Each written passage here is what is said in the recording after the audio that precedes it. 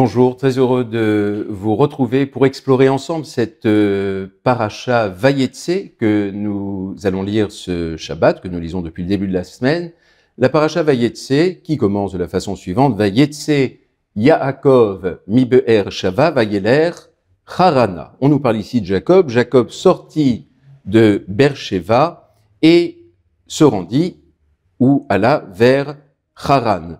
Un verset totalement anodin en apparence, qui nous indique un déplacement du troisième de nos patriarches, Jacob, d'un lieu vers un autre. Et pourtant, il lui suffit de dire que Jacob se rendit à Haran, sans faire mention de Beersheva et de ce départ de Beersheva. Pourquoi préciser son lieu de départ et indiquer qu'il en est sorti, non pas qu'il l'a quitté ou qu'il est parti, mais qu'il en est sorti?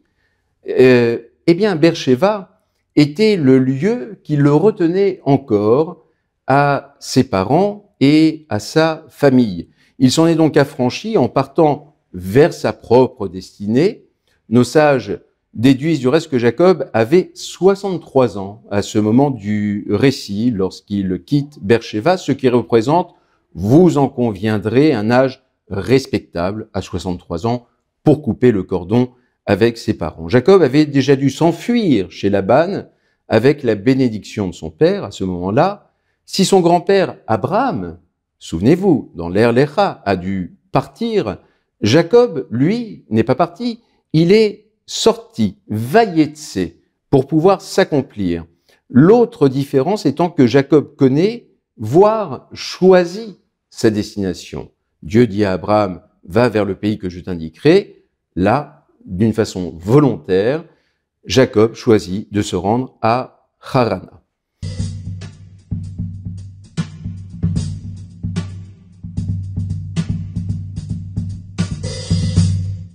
Rachi investit d'un sens profond ce départ, cet exil, cette fuite, même selon Rachi, depuis Beersheva. Selon lui, je cite ici Rachi, lorsqu'un juste quitte un endroit, il laisse un vide. Tant qu'il est dans la ville, le juste, il en fait la splendeur, il en fait l'éclat, il en fait la beauté, nous enseigne Rachi. Une fois qu'il la quitte, la splendeur, son éclat et sa beauté le quittent ou la quittent avec lui. Il n'y avait certainement pas un caractère intentionnel de la part de Jacob à priver Beersheva de sa présence, mais la nécessité impérieuse d'aller vers un ailleurs dont la suite du récit témoignera pourtant de la grande difficulté. Dans cette même paracha, Jacob va quitter Laban sur l'injonction de Dieu et retourner dans le pays de ses pères. Souvent, nous ne nous apercevons de la valeur de ceux qui nous entourent que lorsqu'ils nous quittent, lorsque la place est vide. Le départ de Jacob est pour chacun d'entre nous un appel à reconnaître la valeur réelle de ceux qui nous sont proches.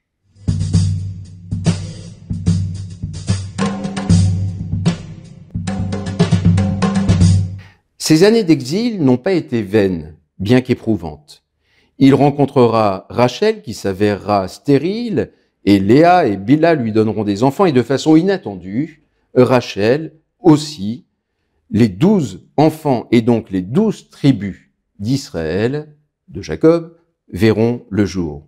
Une réconciliation en fin de récit entre Laban et Jacob semble s'opérer. Ceci est à l'image de nos existences parfois tourmentées, parfois si tourmentées. Lorsque nous sommes dans la tourmente ou lorsque nous sommes dans le désarroi, lorsqu'il nous apparaît que notre vie offre peu de perspectives, la lecture de cette paracha Vayetse nous enseigne que même ces moments peuvent nous construire. L'on ne se rend compte qu'a posteriori, mais il n'est pas une épreuve dont nous ne pouvons tirer réellement une leçon. Les Pirkei Avot, les maximes des pères, définissent ainsi le juste dans sa faculté Kabbalat Hayesourin, littéralement à accueillir les épreuves, à accepter les épreuves. Alors que nos vies soient paisibles ou tourmentées en ce moment, remplissons-les de sens et d'action. Shabbat Shalom.